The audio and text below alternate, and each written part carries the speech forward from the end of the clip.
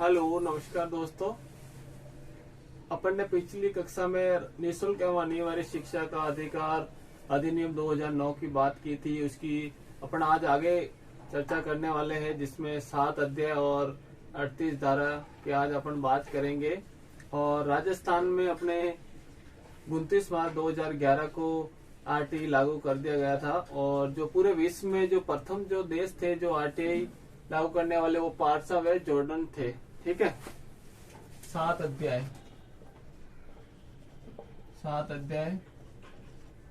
38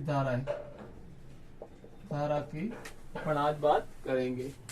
तो अध्याय जो पहला है प्रारंभिक में विस्तार और नाम, विस्तार और लागू कब हुआ इसकी बात करेंगे। धारा 1 में नाम, निःशुल्क एवं अनिवार्य शिक्षा का अधिकार अधिनियम 2009 और विस्तार संपूर्ण भारत में आरटीई लागू कर दिया गया और वर्तमान में है। लागू कब हुआ?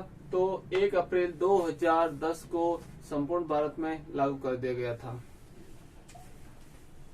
धारा 2 में उपधाराओं का उल्लेख है, कैसे ये तक। उपधारा का उल्लेख कैसे ये तक। पिछड़े वर्ग के बालकों की शिक्षा का अधिकार, जो पिछड़े हुए जो बालक है उनकी शिक्षा का अधिकार।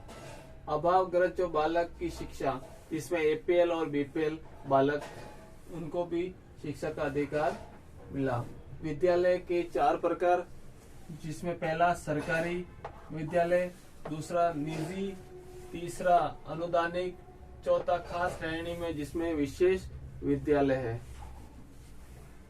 चौथा बालक से आशय है, इसमें 6 से 14 वर्ष के सामान्य जो बालक है उसकी आयु सीमा, और दिव्यांग जो बालक है उसमें 6 से 18 वर्ष तक के बालक। प्रारंभिक शिक्षा 1 से 8 तक है। ठीक है। और अध्याय 2 में छात्रों की शिक्षा का अधिकार। और धारा 3, 6 से 14 वर्ष के छात्रों को निःशुल्क एवं अनिवार्य शिक्षा प्राप्त करने का अधिकार प्रदान किया गया, धारा 3 में। और धारा 4 में आयु के अनुसार कक्षा में प्रवेश दिया जाएगा। जैसे कि ब्रिज कोर्स के द्वारा अगर बच्चा कोई पिछड़ जाता है और उसकी एज ग्रुप ज्यादा हो गई है, लेकिन उसकी एज देख के उसको ब्रिज कोर्स के माध्यम से उसको पढ़ाकर व्यवहारिक ज्ञान सिखाया जाता है। ठीक है। सिखाकर उस कक्षा में प्रवेश दिया जाएगा। और धारा 5 की अगर मैं बात करूं, जिसमें टीसी मांगने पर टीसी प्रदान करना, कोई भी शिक्षक विद्यालय टीसी देने से मना नहीं कर सकता। ठीक है।